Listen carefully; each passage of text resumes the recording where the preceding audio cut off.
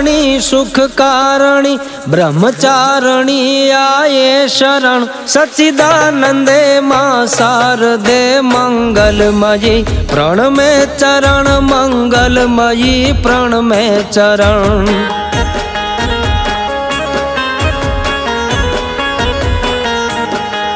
अंबिके आवड़ आस पूर्ण हे तुम्हारे बाल हम जगतारणी अगहारणी करूं प्रणत की प्रतिपाल तुम करूं प्रणत की प्रतिपाल तुम।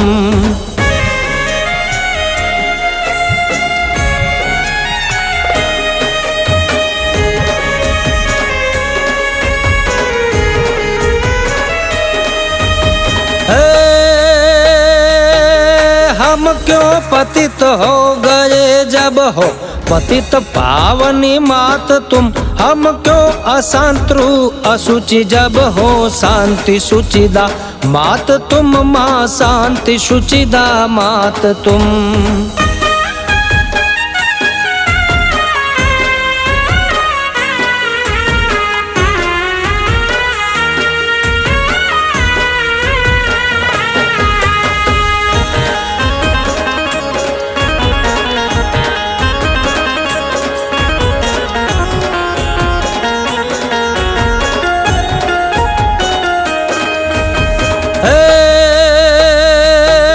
पूर्वज सदस्य नीति पथि कहो मातृभूमि के भक्त हम सुरे उदारू सत्य वक्ता अमृतमयी अनुरक्त हम माँ अमृतमयी अनुरक्त हम।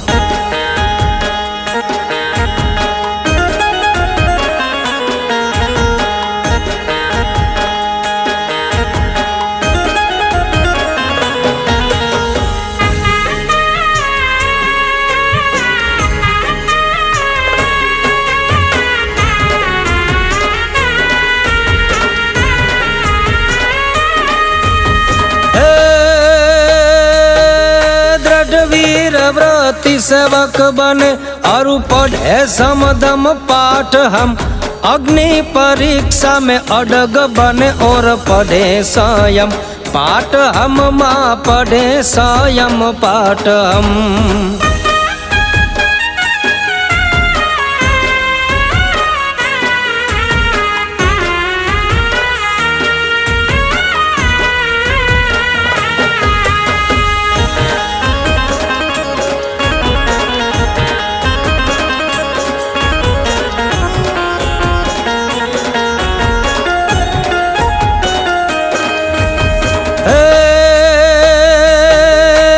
यातना हो नरक दुख कर्तव्य पथ छोड़े न हम दम दम तुम्हारा जप जपे मर मिटे मुख मोड़े न हम मर मिटे मुख मोड़े न हम।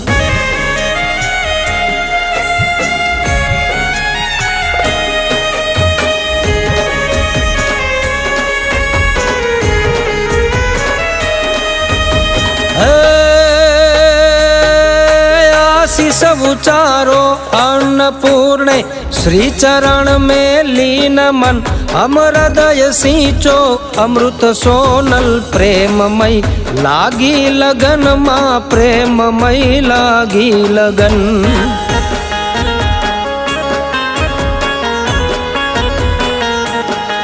हे चारणी सुख कारणी ब्रह्मचारिणी आये शरण सच्चिदानंदे मां शारदे मंगलमयी प्रणमे चरण मंगलमयी प्रणमे चरण मंगलमयी प्रणमे चरण।